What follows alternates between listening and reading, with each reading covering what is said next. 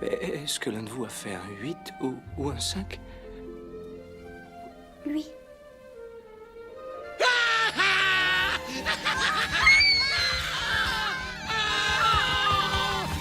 Merci, merci, merci, merci, merci, merci, merci, merci. Merci. Pardon si je t'ai fait peur. Si l'anéantissement des dinosaures fut provoqué par un gigantesque cataclysme, plus fort encore fut l'impact causé par la résurrection de ces derniers. Welcome to Jurassic Park.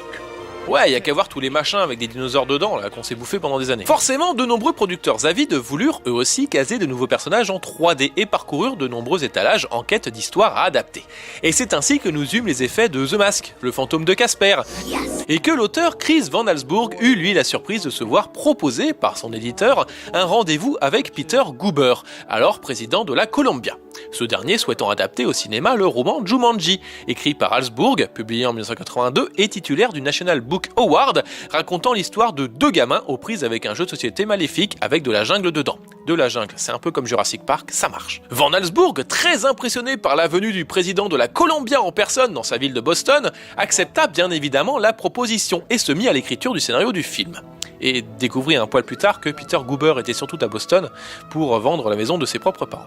Ouais, c'était pas un hasard. Mais pour que le roman devienne un film, il fallait incorporer au scénario un personnage joué par Robin Williams. Ouais, l'acteur était en effet au top de sa carrière, ayant enchaîné les succès d'Aladdin et de Mrs. Doubtfire, et souhaitait participer à de nombreux films pour enfants.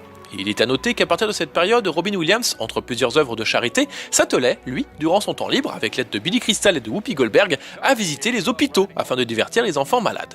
C'est pourquoi Chris Van Allsburg inventa le personnage donc d'Alan Parrish, qui n'était pas dans le roman. Cet enfant, resté piégé 26 ans dans le jeu, ressortant sous les traits, donc, de Robin Williams. Et le scénario échoua ensuite entre les mains du réalisateur Joe Johnston, un habitué aux films pour enfants bloqué dans un univers hostile en ayant réalisé l'excellent, bien que daté, Chérie, j'ai rétréci les gosses. Ouais. De plus, le bonhomme était aussi un familier d'ILM, ceux qui avaient fait les effets spéciaux de Jurassic Park, en ayant travaillé, lui, sur ceux de la Guerre des Étoiles, et obtenu un Oscar pour les effets spéciaux des Aventuriers de l'Arche perdue. Ouais. Une réécriture du scénario fut confiée à un vrai scénariste de cinéma, l'excellent Jonathan Exley, auteur d'une Journée en enfer, et afin de ne pas changer une recette qui marche, les effets spéciaux furent effectués par la grosse boîte du moment, donc à savoir ILM, Industrial Light and Magic, qui venait l'année précédente de réussir une fourrure presque réaliste sur le lion des pierres à feu. Et on peut dire que concernant Jumanji, c'est un poil raté. Ouais, non, même à l'époque, mention spéciale aux singes, là, absolument peu crédible. Tout comme les animatronics, là, issus de l'atelier de Tom Woodruff Jr. D'ailleurs, je sais même pas pourquoi c'est pas Stan Winston qui s'en est occupé.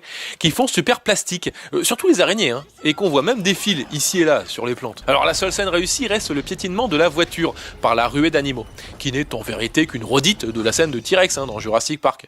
Alors, heureusement, la réalisation de Joe Johnston permet de parer à tous ces défauts, et certaines scènes, comme l'attaque des moustiques, ou bien la première apparition de la ruée, font que allez, on y croit.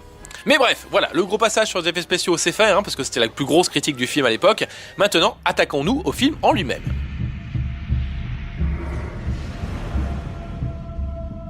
Et le tout commence par une scène d'ouverture, un poil repompé sur Jurassic Park, avec deux gamins enterrant le jeu maudit au lieu de, je sais pas, genre le détruire, ça serait plus simple.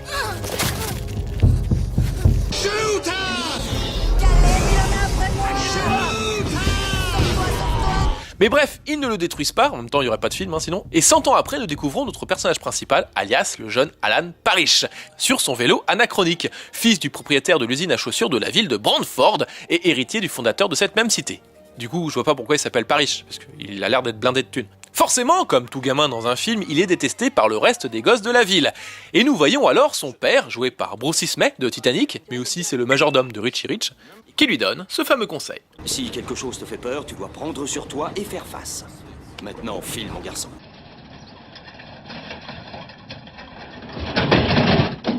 Mais ouais, bien évidemment, Alan se fait péter la gueule, il croyait quoi? Et il tombe alors sur le fameux Jumanji, qui, alors, selon l'auteur, ça serait un mot zoulou pour dire conséquences dramatiques, tout ça, mais alors moi, en cherchant dans un dictionnaire de 1905, un dictionnaire zoulou, quoi, la seule association de mots qui s'en rapprocherait, parce que Jumanji, ça n'existe pas, c'était Yuma et Nye, ce qui veut dire, littéralement, surprise, surprise. Ouais.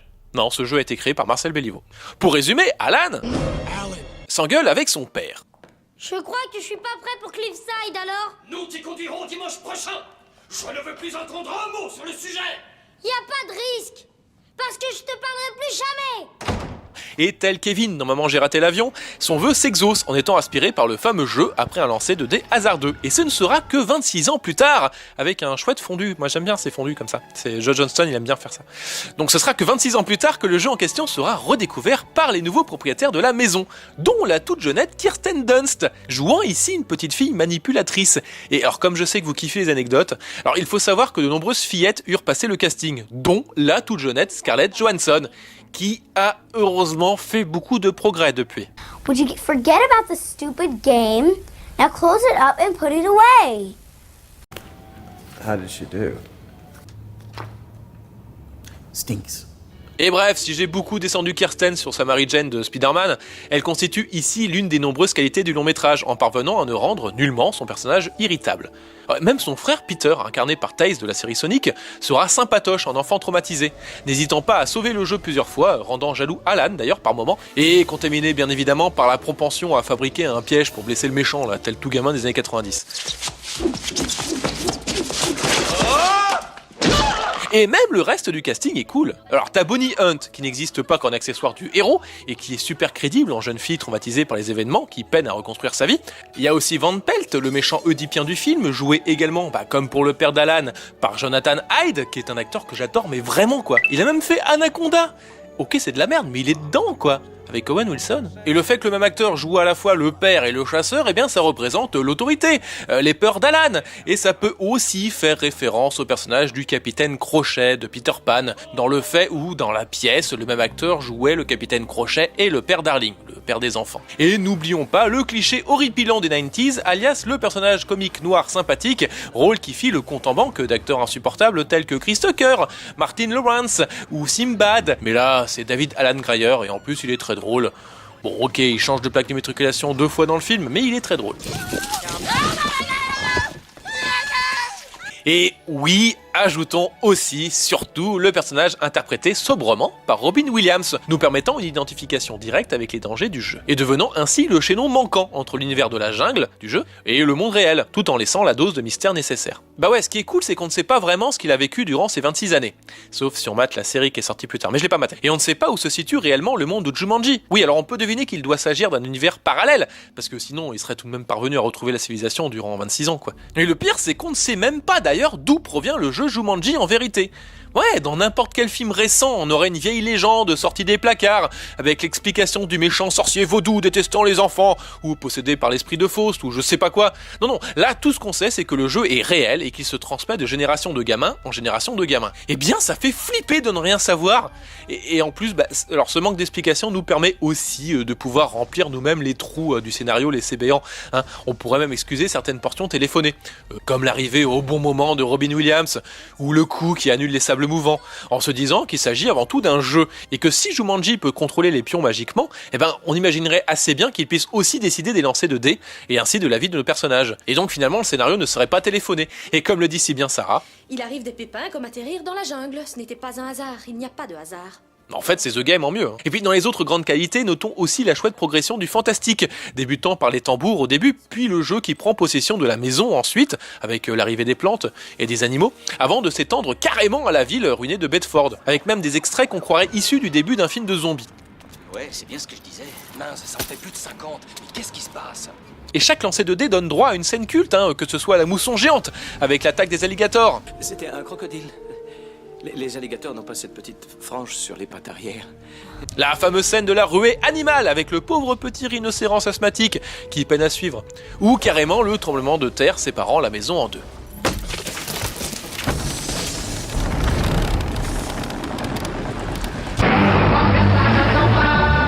Et j'aime aussi surtout qu'il s'agisse d'un film en mouvement constant, n'étant pas cantonné à la 2D du jeu de plateau, et se déroulant dans tout l'univers les entourant. Oui, chaque coup de dé quasiment équivaut au déplacement des pions sur les cases du jeu, d'accord, mais aussi de nos personnages qui doivent à chaque fois changer de pièces, ces dernières étant détruites ou envahies par Jumanji. Alors Oui, je suis au courant qu'il existe donc une série animée diffusée en 1996 racontant les années d'Alan dans la jungle. Mais alors moi perso j'ai pas vu parce que je veux pas savoir, et que si vous voulez en savoir plus, je vous conseille la vidéo de Ginger Force d'ailleurs qui en cause très bien. Et oui, et avant que vous le spammiez dans les commentaires, ouais je sais que Sony prévoit un reboot du film depuis 2012, scénarisé par Zach Helm, qui reprendrait encore une fois l'histoire d'un enfant prisonnier du jeu relâché dans le présent. Mais déjà je vois pas pourquoi il rebooterait le truc, et en plus c'est un reboot de Jumanji parce que ça existe déjà, hein. C'est sorti en 2005, ça s'appelle Zathura, c'est tiré aussi d'un autre bouquin de Chris Van Allsburg, ça se déroule dans l'espace, et c'est exactement le même film en moins bien. Non, ne croyez ni la jaquette ni la bande-annonce, Tim Robbins il apparaît juste au début du film pour récupérer son chèque et partir sur un autre tournage.